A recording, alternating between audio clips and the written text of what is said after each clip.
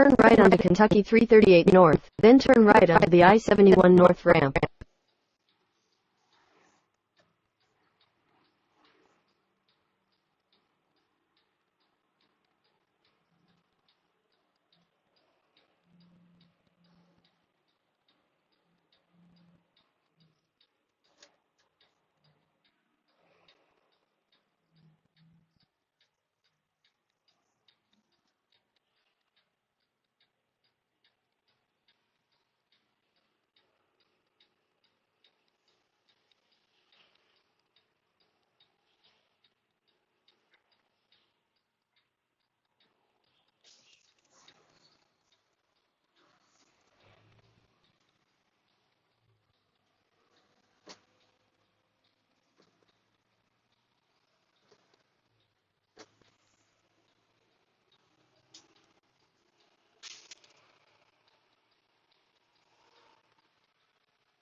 Turn right onto the I-71 North ramp.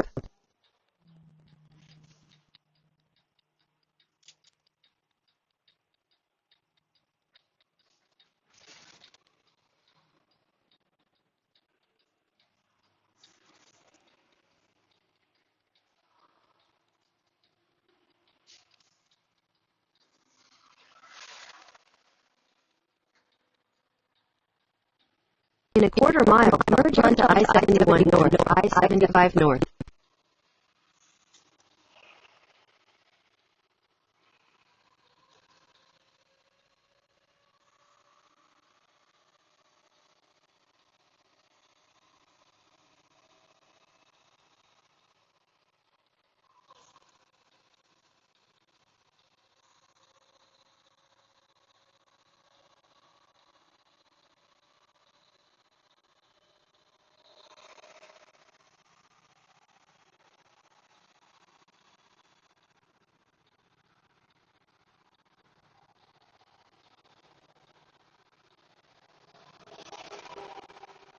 Continue on I-71 North for 16 miles.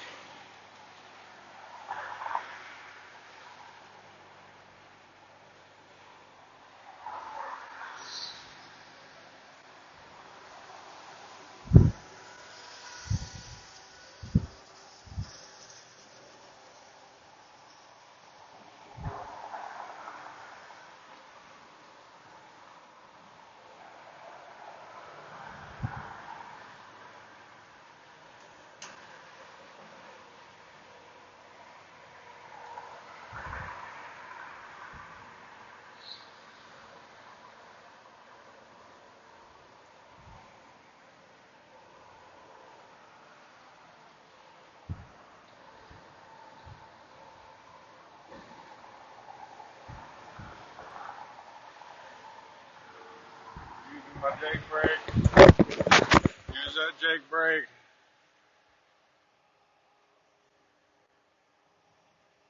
I want a curve like this. That's about the steep, the grade, the percent, whatever it's called. There's Cincinnati. Pretty cool looking place.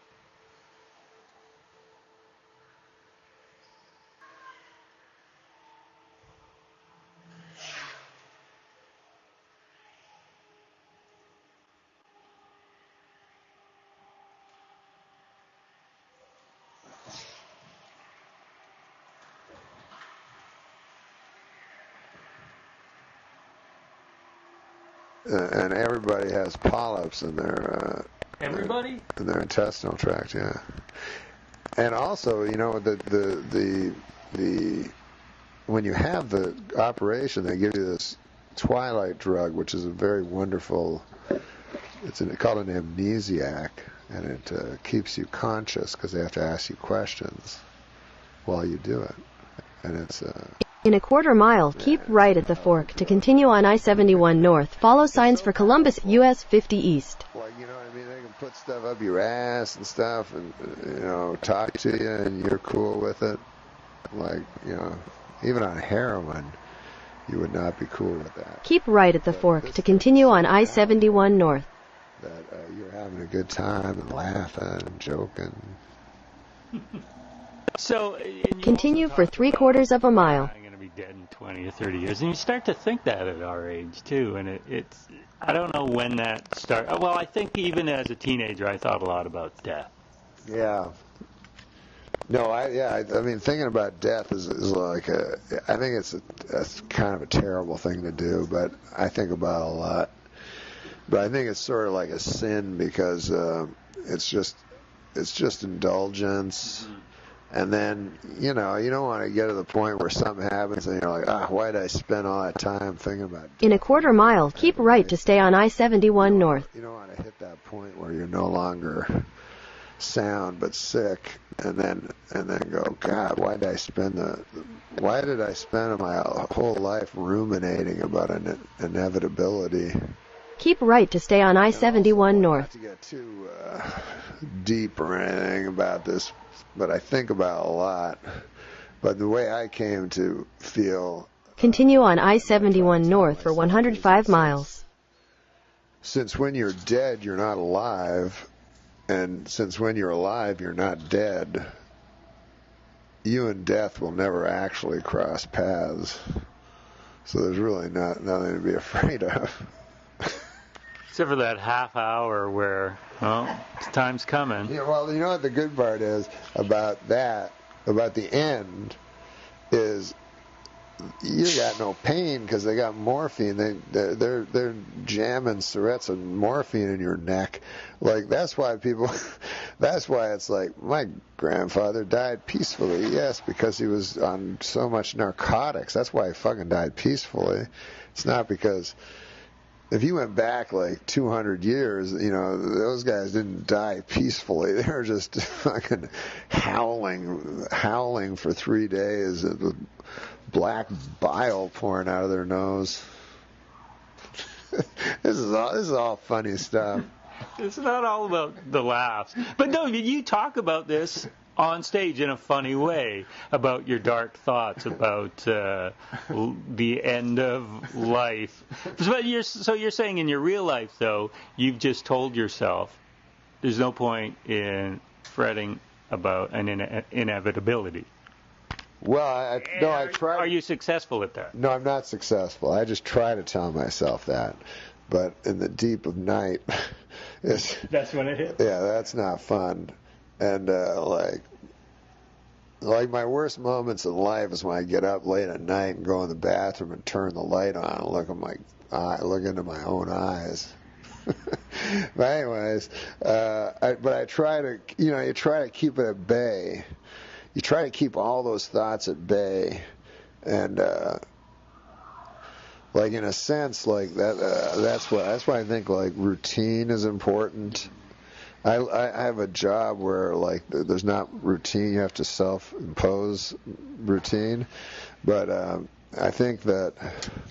To me, like the key to unhappiness is like time. Just indulgence. Like got to go to 8th gear. With anything, if you indulge in sex or in alcohol or in drugs or in video game, it doesn't matter. If you indulge in things, you're not happy. And I think like our previous generation, they never indulged in anything. Like my dad worked all day and then he'd have a couple beers, and I'm sure those beers were tasted really good to him.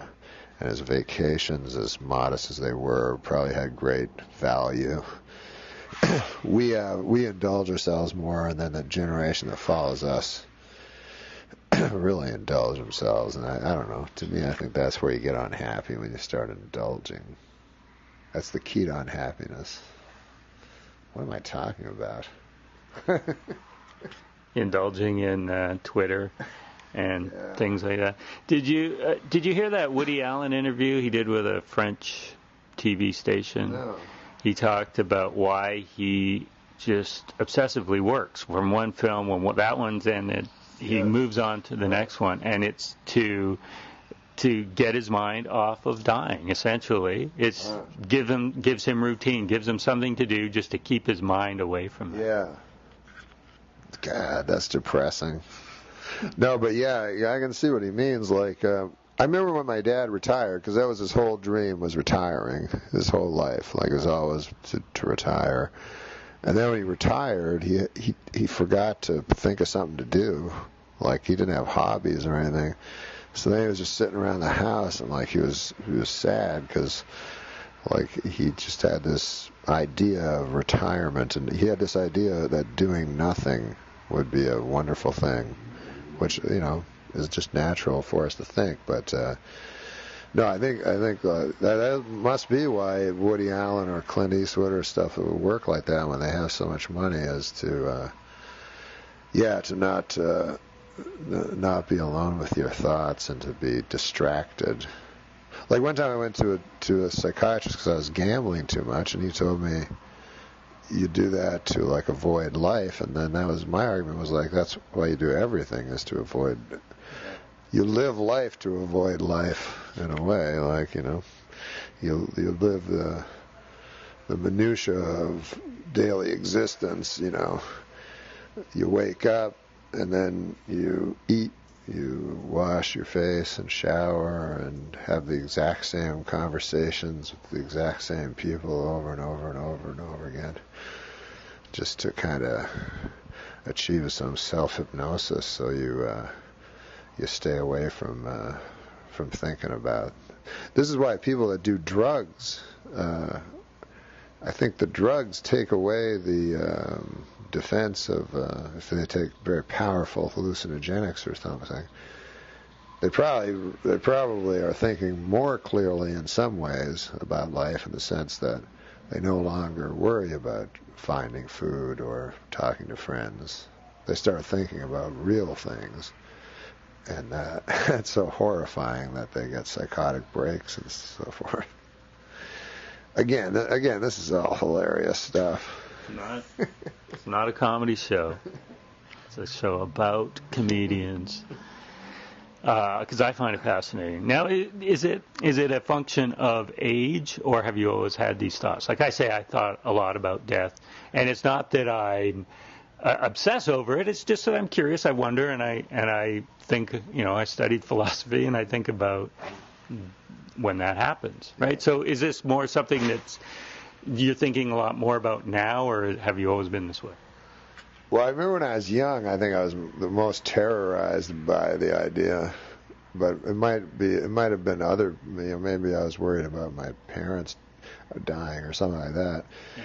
But no, I was always like afraid. I was afraid of like something random just happening that could knock me out of the game real quick. Or I'm very cautious. Like I don't do anything that can put me in situations because people go, "Oh, you got to live," But you can just you can live by being cautious and careful and not doing like. I don't want to cheat. I don't want to jump out of a plane. Mm-hmm. So I'm not going to jump out of no plane, and I'm not going to do any drugs that'll kill me, and I'm not going to drink alcohol all the time because that stuff. I don't want to. I just want to grow. I just want to grow old and die a slow, like, painful death. No. I don't know what I want. But it is, but now that, like, because I'm 48, so I'm kind of, like, always thinking 20 years in the future and trying to figure out how I can be in good enough shape to, but also I think I should do something before then, like, I should go travel and see someplace. Because I don't want to be like them old people that they start traveling when they're hit 80 or whatever, and then they're on a bus with other people being herded around. I was thinking in my mind that I'd like to take a train across Canada again like I did when I was young and stuff. Well, I'm still young enough I'm still ambulatory. Oh my God, this is getting funnier by the moment. I don't want to be traveling when I'm 80 and dying on the plane or the bus because that would be embarrassing. And I think you kind of talk about that too. Geez, I was just reading. That's weird. Because I love Russians, and I read Tolstoy a lot, but I don't know anything about him. But a guy told me, because I don't read biographies and stuff, but a guy told me that Tolstoy was they did this movie called The Last Station with Christopher Plummer where he played Tolstoy. But anyways, he was apparently obsessed with death, and he wanted to be an ascetic because he was born a count, but he never had the courage to like just give everything up. And then finally one day he said, I'm just giving. He was old though, like late 70s. He said, I'm giving everything up and I'm just going to wander the world like Christ. And then he went to the train station and died. On his way. Yeah, at the train station. So he waited too long, Again, This is fascinating. This is John Wing, and you're listening to What's So Funny on CFRO, 102.7 FM in Vancouver, and all over the globe on the Internet. What is so funny? You talk also about, I think I've heard, maybe you just alluded to it on Marin's podcast, something about your faith. I don't know what your faith is. Is it getting stronger as you get older? Or you're sort of searching or something? What was it? I don't know. I just have an intuition that there's a God. When I say God, I don't mean like a force or something. I mean an actual personage. I just have this intuition that there is one. Like I've always had it, and I've always had this deep intuition. Without, I have no evidence or anything, and I don't really like everything I've read from religious tracts or stuff all seem like insane to me. So I haven't really found one, but although I will say this: of all the religions, I like Judaism and I like Christianity. Maybe that's the way I was brought up, but I do notice. I was thinking about the other day, like there are some people that believe that like man is divine, like kind of a hippie idea that we are all like beautiful creatures. So anyways, I can't believe that because I know my own heart and I know that's not true. And then like other people believe like we're wretched, like the cynics, you know, or the atheists or whatever would believe that we're all just wretched, like nothingness, you know, we're just animals, just creatures. So I can't believe that. That doesn't make any sense.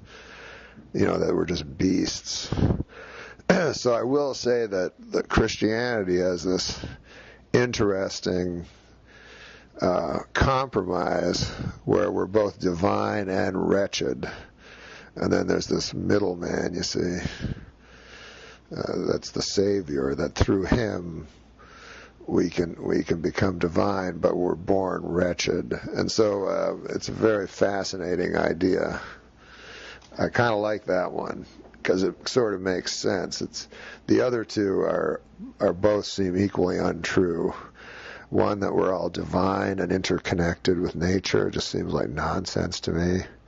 The other, that we're beasts of the field, seems like nonsense to me. So I kind of like that Christian idea, but I'm not. I don't belong to any church or anything.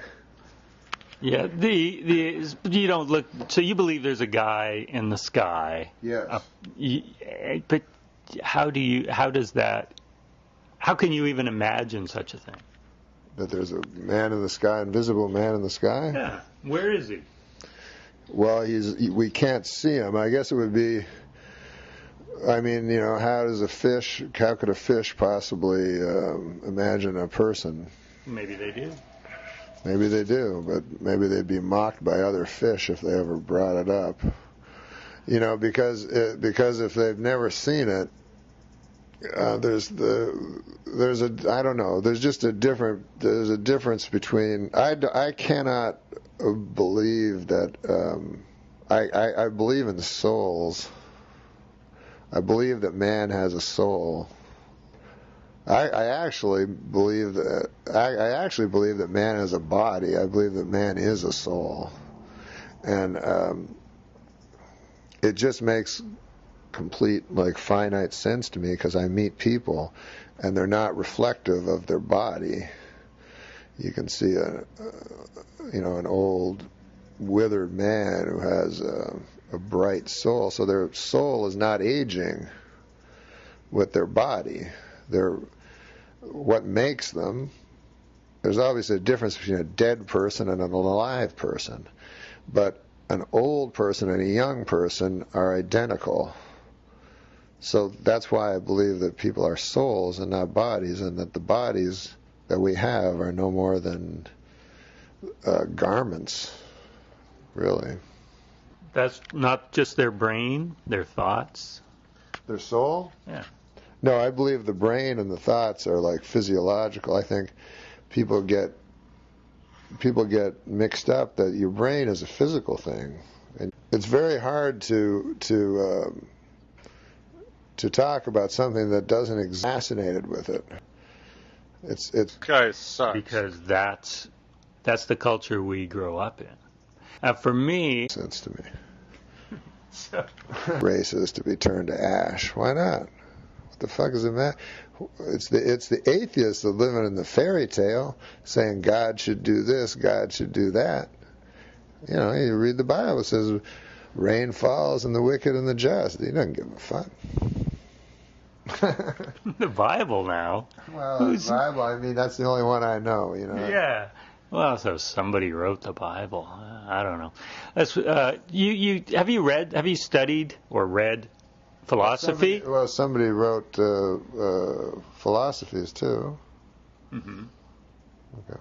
I'm just saying somebody wrote atheistic tracts too. Yeah. Yeah, it's all just man thinking of stuff. Yeah, some pretty great men. Or the horrific, or the, you know, in my life, those things I find fascinating, you know, are fears and shames and stuff like that I wonder about. I don't really wonder about. Although I love comedy about very minute things like Jerry Seinfeld does, or like I love Brian Regan, is one of my favorites. So I certainly think those guys are important comedians, because in a way, like the tiny everyday things that we do in life, that's what life actually is. So they may be the deepest of all by just taking the actual things we do, because a man is what he does rather than what he thinks or says usually, but it's usually what, at the end of his life, it's what he did, So those guys are probably, they're certainly more important than the, what I refer to as journalists.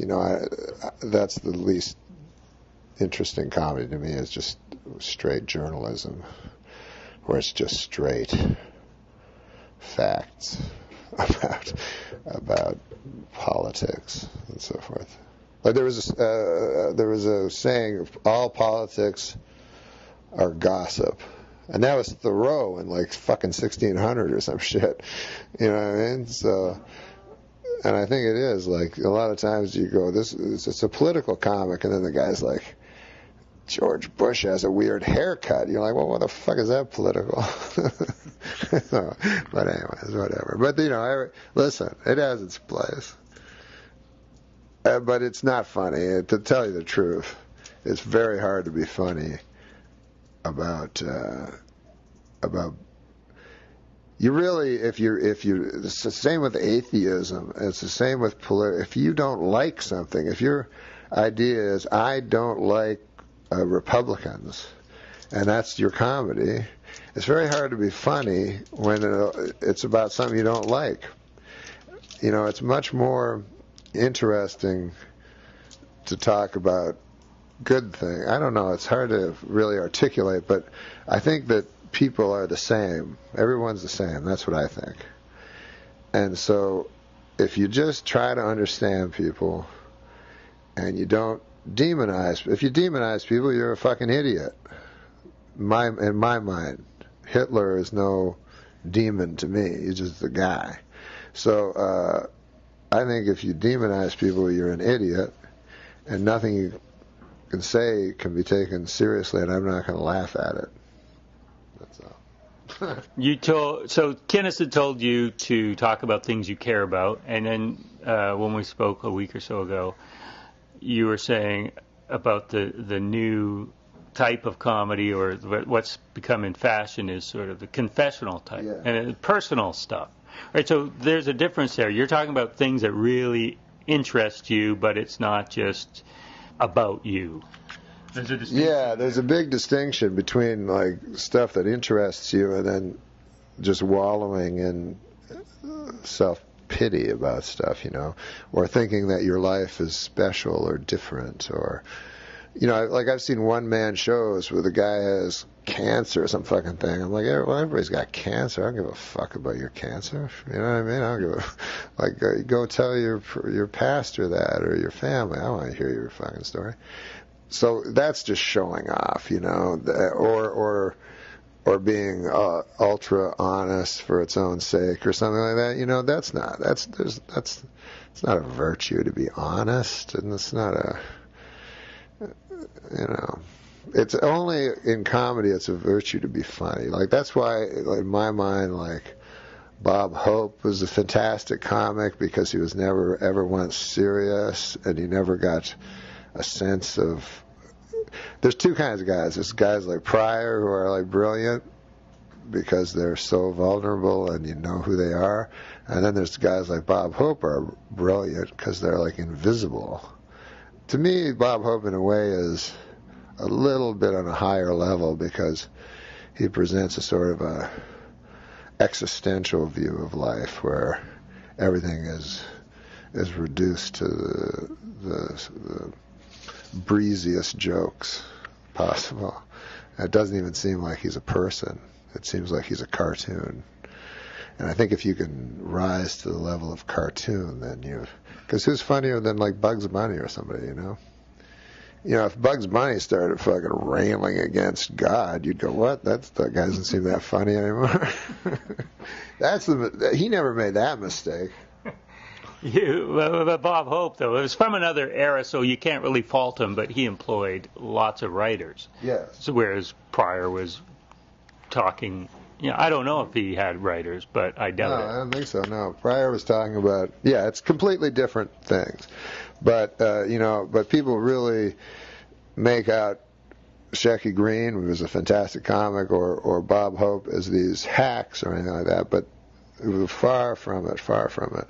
And Bob Hope, the fact that you can't even quote a Bob Hope joke, and yet he was maybe the most successful stand-up comic ever, is a testament to his unbelievable skills as a stand-up comic, because he didn't need jokes. This guy didn't have good jokes. People would write them for him, and they all sucked. And I remember him going on the Tonight Show. Every joke sucked, and then afterwards he would be smiling and stuff. I've come to this thing, Guy, that I realize there's laughter, and then there's smiling. And I think in the final end, I've only come to this realization the last couple of years in comedy, because I always wanted to punch people in the stomach and make them laugh so hard they couldn't stop and stuff.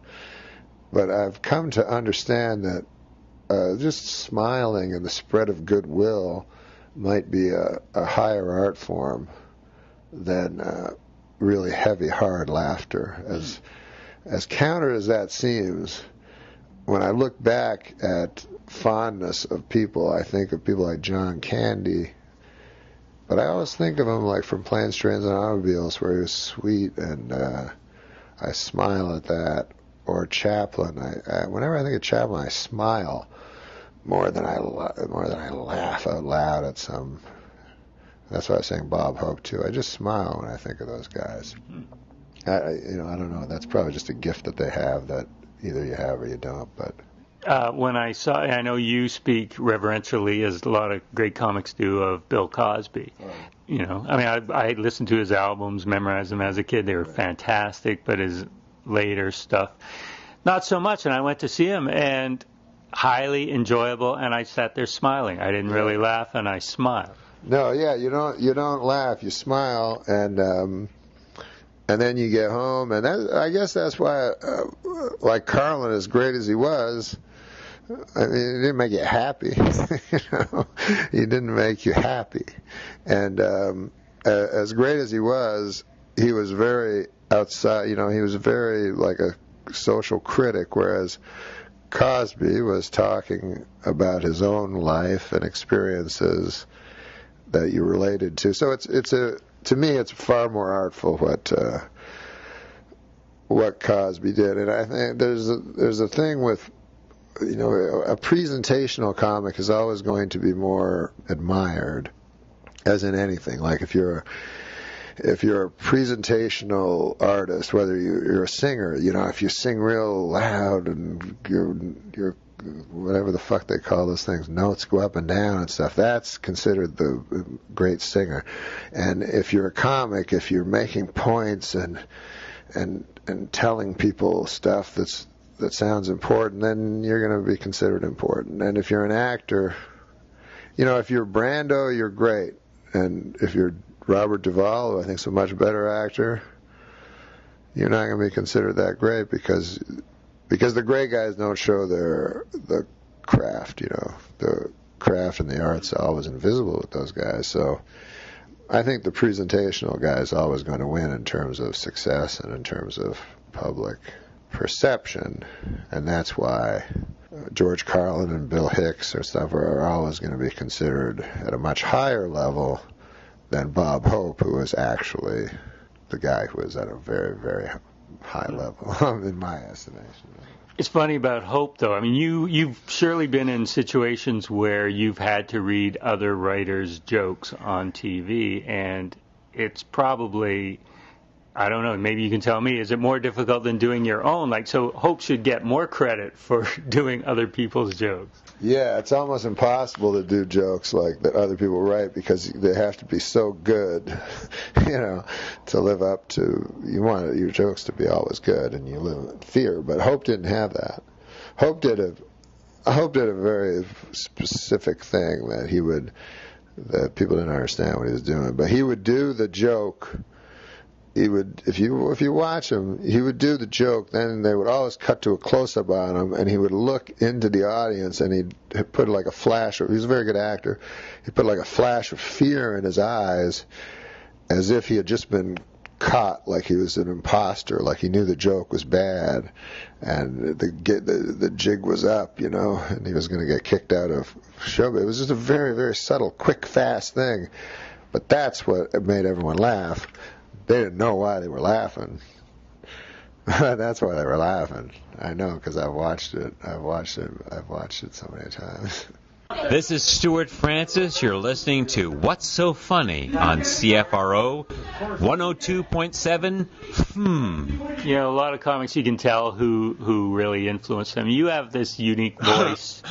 I can't figure out who your influences were, but was it Hope? Was it other guys? Well, I watched a lot of comedy when I was young on TV, but I don't know how when I started writing comedy, I would always look to writers rather than because I found the writing in stand-up highly inferior to the writing in songs and to the writing in obviously in literature. And so I was lucky enough to read a lot of books. And I have a friend of mine that's a country songwriter that I feel is the best writer in America, and I talk to him a lot. And I listened to Bob Dylan and stuff when I was young, and so I feel like songwriters I like a lot as writers. I think, but I think novelists, especially the Russians, in terms of writing, were like the most fantastic writers. So that's where I figured out what writing was about, but not from comedians. Because you have to make it funny. Yeah, you have to make it funny, but they're all, there's no new thoughts or anything. That's also what I find funny about people that go to make points and don't understand these points were made hundreds of years ago, But the greatest thoughts are the funniest ideas, and if you're lucky enough to read literature, actual literature, then you find out these people that wrote it know everything about the human condition. So all you have to do is read. It's a lot harder for me without the proper education to understand everything, but I really like to read. But you do notice these authors from hundreds of years ago, as you say, we haven't changed. I mean, the little details have changed, but humans are humans. No, it's amazing. That's what's incredible about reading things from 300 years ago. It's I always thought it was funny, when I was growing up and I'd see shows from Leave It to Beaver or something from the 50s and stuff, and everybody seemed completely different, and it was only 30 years ago. Yeah. And it was well, these people are completely different than I am. Then I read a novel from 300 years ago. I'm like, this guy's exactly like I am. That TV show is all a bunch of lies. They weren't like that at all. I just thought they were. But it is incredible when you read something from 300 or 400 years ago, and there's they're talking about not wanting to fuck their wife and worry about death and their kid doesn't love them and all this stuff. It's amazing. Yeah, we never change at all, except they said it all perfectly, and we don't have to. We're lucky enough to just get to read it and understand it. I'm very disappointed with all of this now. With all of what? Start again. I think we should start from scratch. What would you talk about, though? Comedy? Yeah, we could just trade some jokes, some quips. This is deep. This cuts to the root of it all. When we spoke the other day, I was glad to clear up the notion that you're not a Republican or right wing. Oh yeah. Well, that's interesting that you say about Adam Carolla, because people like to do that. They like to say you are something, that you're not. And stupidly a couple of times to be provocative. I sometimes will just, for the point of arguing with someone, I'll argue with them and just take, without even knowing anything about the issue. I know I can. You know how to push their buttons. Yeah, I know how to push their buttons. So and there was this old bag, Barbara Walters, one time. who everybody pretends is a good journalist, but she's horrible, and she started that whole celebrity shit. I mean, but so I was on her show, and she's yapping about something. Anyway, that's where it started, because I just wanted to get under her skin. So I called like President Clinton a murderer or something, just as a joke. And then ever since then, they ask me questions. But no, I'm interested. I find that if you're either a Republican or a Democrat, I think you're both idiots, because you have a whole big, you have to believe in all this stuff, like you have to believe in all their 10 beliefs or all these other 10 beliefs, and I think that's ridiculous. I think you should be able to pick and choose what you believe, or believe something that neither of them believe, or whatever. So I hate being, and I don't like powerful people, I don't like power. I don't like any politician. And I don't like power. I don't like people that have power over me. I don't like to have power over anyone else. It's my least favorite thing in life is having to answer to anybody or expecting anyone to answer to me. I hate that. Man, I hate that. So you don't identify one way or the other, conservative or liberal, but when you do pick and choose, as I do, as your pal Dennis Miller does, socially he's very progressive on lots of issues, but he chooses to align himself with the right.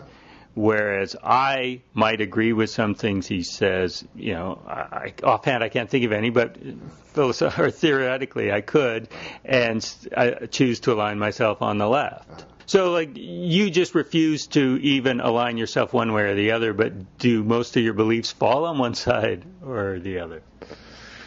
Well, I find some things are too. I have some beliefs that are too inflammatory to even discuss, unfortunately. Because of the way they'll be taken. Because there are certain things in society that you're not allowed to believe or speak publicly. Mm-hmm. And so I'll just never say them. I'll just leave them in my little head. But mostly, I find all these things ridiculous. And I hate that we forced people into, first of all, I hate that we forced people into identifying themselves by little tiny, because we oppress people, we further oppress them by forcing them to identify themselves as what I consider less than human. So if someone says, I am proud to be black, I go, that's too bad for that guy, because it's a retarded thing to be proud of. We see it with white power. If someone says, I'm proud to be white, we see how ridiculous that sounds. Mm-hmm. But we don't see it when a person says, because they've been oppressed, I'm proud to be black. But it is ridiculous. We've pushed them into a corner where now they're going to spend their whole life identifying themselves by the pigment of their skin, which is a sad waste of life. Or if you say, I'm proud to be gay, that's what I am, and that's how I'll live my life. Well, boy, you're really limiting yourself there, and it's too bad. And I know you've been forced into it by being pushed down and oppressed, but it's still very, very sad. And I don't think of myself as Canadian, and I think it's a terrible thing to say you're proud to be a Canadian or proud to be an American. I think all that stuff is nonsense. You're proud to be. You may as well be proud to have lungs. You didn't accomplish nothing. You're just born somewhere, or you were just born with a skin that's a certain color, or born, with a sexual attraction to a certain type of person. That stuff's it's all just little miniature things in life that are so unimportant. And when people try to tell me that God is not important, but that this nonsense is important, I couldn't disagree more. This nonsense being life. Not being life, being the tiny gossip of life. Like to me, saying I'm proud to be Asian, you may as well say I'm proud to have a green shirt. I don't know what the fuck you're so proud of. So I think as far as the question of God goes, I wish that science, which is supposed to explore these things, refuses to explore the fundamental question that is of interest not only to religious people, but intensely to atheists as well. They spend a lot of time thinking about something they don't care about, or they pretend they don't care about. That science should spend all their time. I mean, they spend time trying to find new galaxies, as if that's important. Since God's an unproven thing, just a hypothesis at this point, I think it would be good to study it. Well, but it can't in the scientific process. There has to be something there. How could you even go about? I mean, they've gone through space. They didn't find God floating around. How could you possibly test it scientifically? They just say it's unknowable. It's beyond our area of what we can know. Right? It's a belief. It's a faith. Well, that's what they say because they're thinking in evidentiary ways, but the scientific That's method. What science is. But the scientific method, first of all, the scientific method always begins with intuition. Always. Einstein used intuition. He did not study things objectively and find things. He was struck with something and then followed that notion that he had, or whatever you call that. I call it intuition. You could put divine roots to it if you wanted to too, but that's how things are. That's how important things are discovered. And obviously, there is an enormous intuition amongst every person that has ever lived that God exists. But it has to go beyond intuition into the whole scientific community verifying it or falsifying it. So it starts with that intuition, but then there has to be something there. There has to be some facts. No, not necessarily. For instance, if you have a deep intuition that cigarettes cause cancer, which is still unproven, by the way, then you don't need evidence. And if in a court of law, you certainly don't need evidence. You don't need a body. You don't need to find a dead body. If something, if all things point to something, I don't know. I have very strong belief in intuition, and I just find it interesting that something that everyone believes, some people pretend not to. I just find that very, very interesting. That's all. It's not everyone, then. It's. Yeah, I think that's. Like, for instance, I'll tell you this. For instance, if you see an atheist, you will never see an atheist argue that God doesn't exist because the tenets of Scientology are absurd. They will always pick Christianity. So it's very interesting that they choose the God that they decide doesn't exist, which means really they're choosing the God they think exists. No, I don't think that's the case. If you read some atheists, they'll say that Zeus doesn't exist. The Christian God doesn't exist. That any of the gods you can think of don't exist. Or better yet, they'll say, maybe strong atheists will say that, but the intellectually more honest ones might say there's just no evidence that they exist, and since there is no concrete evidence, why bother living your life that way in assuming that there is? Well, here's the thing. Science has only proven maybe, I think, 4 things in the history of science. So that's why there's a theory of evolution, even though evolution is I think certain. It certainly happened. I think evolution certainly happened. Now, I could say to you if I wanted to that it is a theory because they haven't proven it. But I believe it. They use theory differently in science. Yeah. It doesn't mean the same as, oh, I have a theory that, whatever. They use it because they have strict rules on what makes a law. Right. And it's almost, impossible for anything to become a law. But scientists will believe that, it is 99.9% sure, given that there is evolution. But they're always open to new evidence, and they have to be. And, and when you talk about Copernicus... Well, I don't know if they're open to new evidence. When I hear Stephen Hawking say there is no God, I go, what kind of scientist is that? I mean, I heard him say that. I heard him say there is no God. It's a fairy tale. That's not a scientist to me. Well, that's one scientist. So the scientific community is everybody. Stephen Hawking's. Yeah. That's the preeminent physicist in the entire world, is saying something out of obvious prejudice. Did you hear the whole quote, or is this like an Adam Carolla thing? No, I didn't hear the whole quote. No. You read it on Facebook? No, I did not hear the whole quote, to be fair. But I was kind of shocked that that science says, like, we've given up.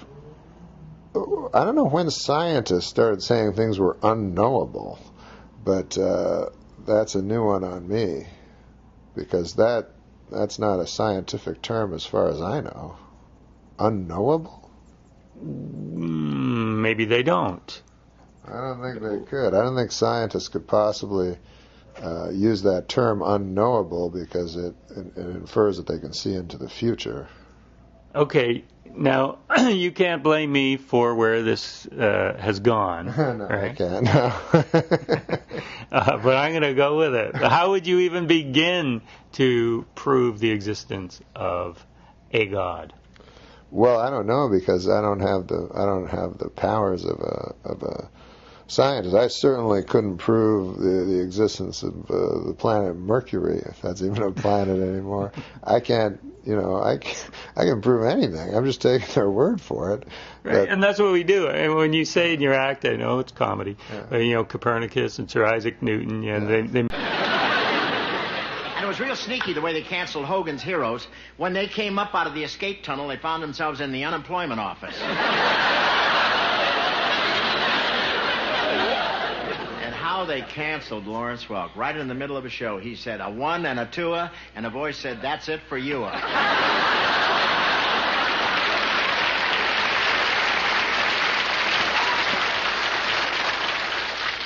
had a real touching farewell party in Green Acres.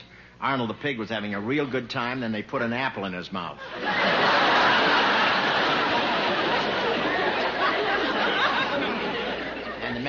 The man from Glad found out television wasn't his bag.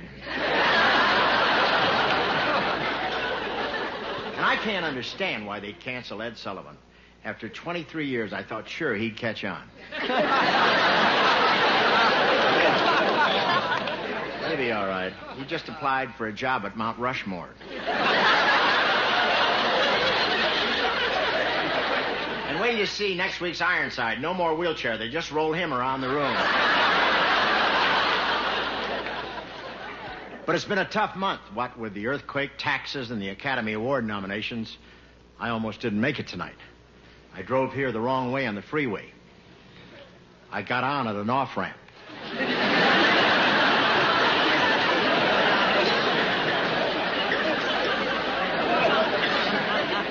Fortunately, so did everyone else. You all know me, the SST of the Academy Awards. When I read the nominations, I was so angry I made an obscene phone call to dial a prayer.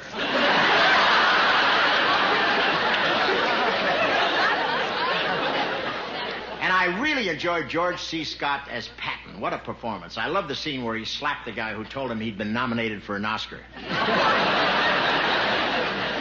But I hope George C. Scott wins. I've never seen an Oscar being force-fed. Hey, how about the Senate voting down the SST? You know, that's the first plane that ever crashed before taking off. Now, this country has a great transportation system. We turn down the SST. We can't get engines from Rolls-Royce. The Pennsylvania Railroad is bankrupt. You know, if John Wayne's horse ever develops bunions, we're through.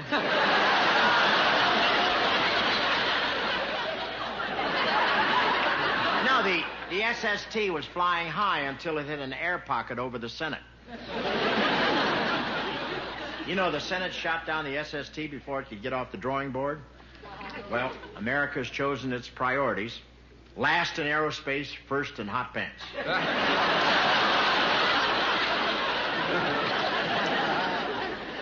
It wasn't only the Senate. The entire Congress voted against it. When President Nixon heard the news, he said, "A Proxmire on both your houses."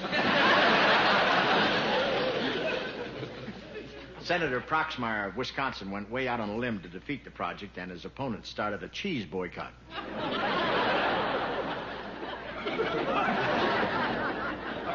Anyone here from Wisconsin? Any cheesy people here? They were even picketing mousetraps. Mayor Yorty was very upset. It's one less plane he can leave Los Angeles on. Boy, we really have a mayor that moves, don't we? You remember the earthquake happened? He jumped in a helicopter and said, "Follow that city."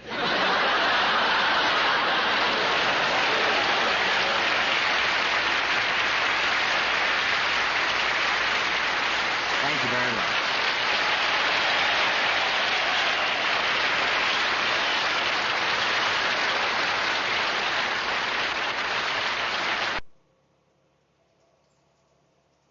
Can we go back a little ways? How far back? Well, as far back as we... How about all the way back to Chicago? Would that be your early days in vaudeville, Chicago? Well, it started in Newcastle, Pennsylvania, where I made up my mind to do my single act, and then I went to Cleveland, my hometown, so I could be near the food while I was breaking in. You know. What did it? What made you decide to go into the business? Well, what made me? We had a double act. And we worked up here at B.S. Moss's Franklin when it was big time. We were on number 2, and we went out there. We thought we had an act, and we did the act, and we rushed out twice to get 2 bows. Had to work real fast. And after the show, the manager came up. He had Hope and Burn, and we rushed to the staircase. We were on about the 3rd or 4th floor. And we said yes. We thought it was another day somewhere or something, you know. And he said, "You can at least put on some makeup and look good." So I got the idea we ought to change our act or something, you know. So we went out to the west, and I got this chance to announce in Newcastle, Pennsylvania. And that, I got a couple of laughs. That encouraged me. So I went to Cleveland and broke in my act. And we used to do some great jokes like, "Where do the bugs go in the wintertime? You can search me." You know, stuff like that. And believe me, I figured it out, though. After taxes, I was getting about the same. 25. About $10. Yeah. Take home. Now, you know, some people in the business have made a fortune and lost it. And you've been known for being very good with money. Is that something you inherited? Or no, I was kind of lucky. Bing and I went into oil, and we made a lot of money in oil. And, you know, these things you hear about, my money has been all just blown out of proportion, really. Yeah. Now, I am wealthy. That's a true story. Why do they do that? I don't know. They do things for sensational copy, you know. Yeah. And you don't need any, do you? No, but you don't need any money. Yes, Dick. Yeah. Good thing. Yeah. I remember a joke. I wouldn't say Crosby's rich, but he's the only man I know who has a billfold with curb feelers. You remember curb feelers years ago on cars? I love it. You remind me of what I was telling you about being here in New York when I was in Roberta. You know, I was single. I was single in New York with about 25 gorgeous girls in the show. I had I had Pierce Arrow, town car, and a chauffeur. I used to sleep in a high hat, you know. So a little confetti.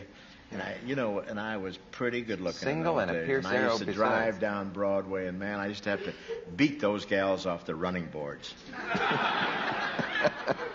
Running boards. Running boards? What? Running boards? Anybody? I think the stagehands remember running boards. I love curb it. feelers. That's great.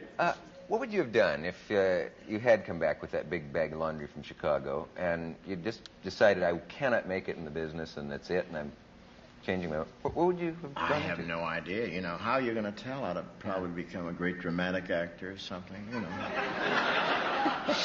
Something super, I'm sure. Were you a good student when you were in school? No, not too Not good. good? No, I was too interested in other things. Were you any good in math?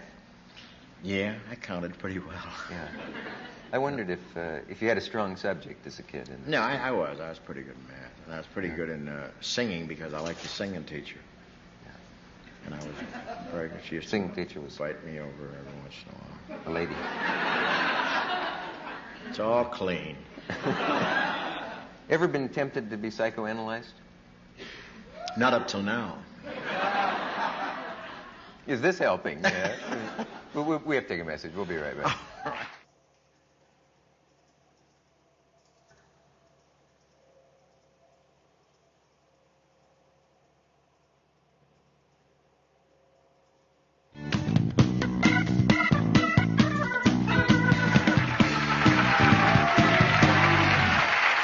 Thank you.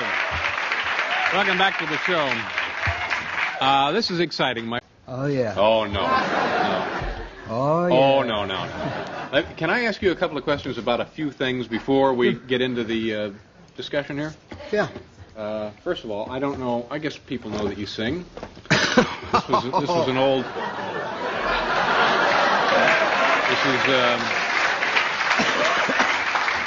This is more Jerry Lewis. What was the date on this, do you suppose? 1909.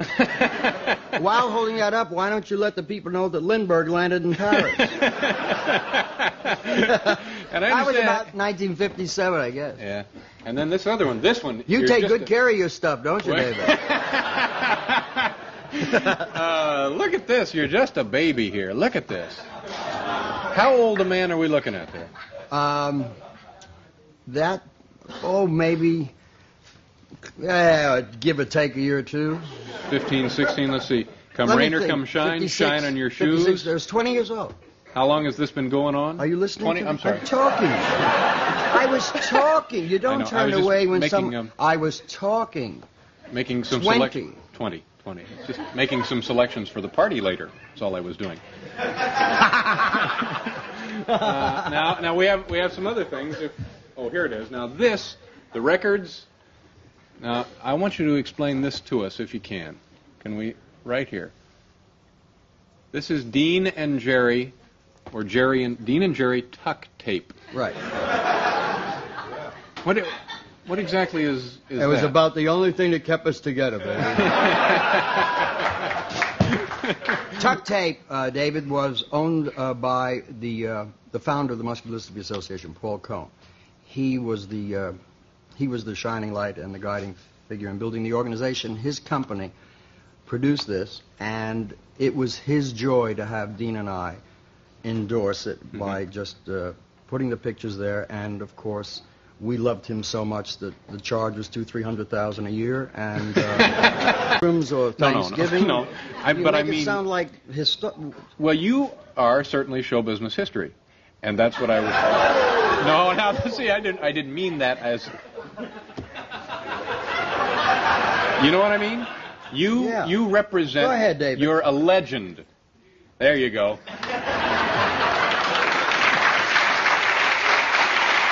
The people that you meet during the course of a day, here at NBC, for example, I've never seen so many people I've either worked with over the years or that have grown up with me over the years, and I never knew that I would still be in the business at this age and still have people.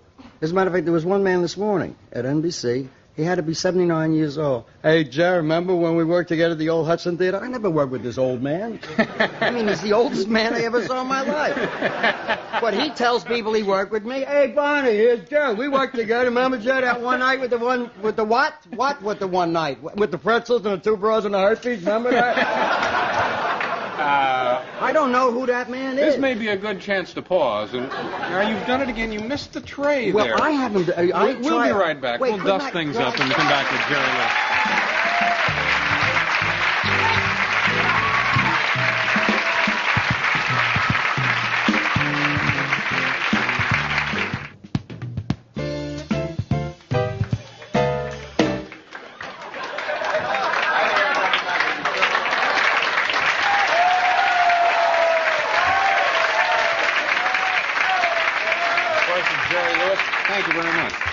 Thank you very much. You're very entertaining.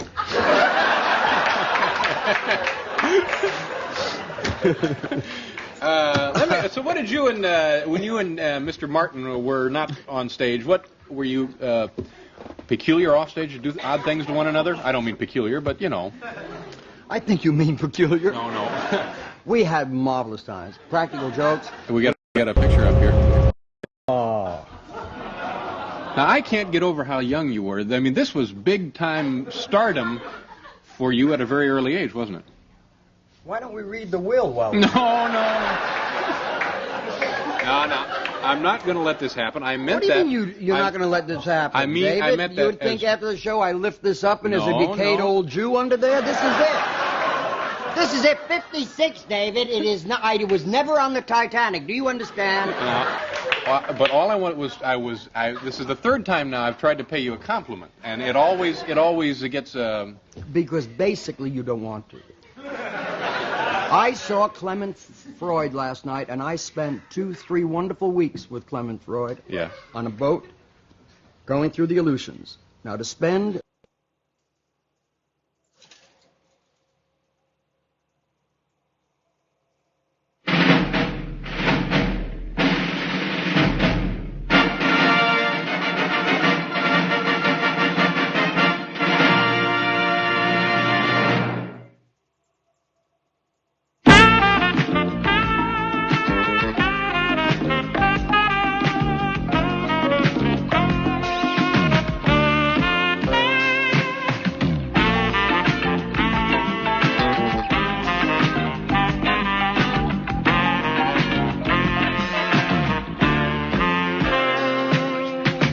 Darling, I thought we made a deal that you would stay on the pill till we had some time to kill.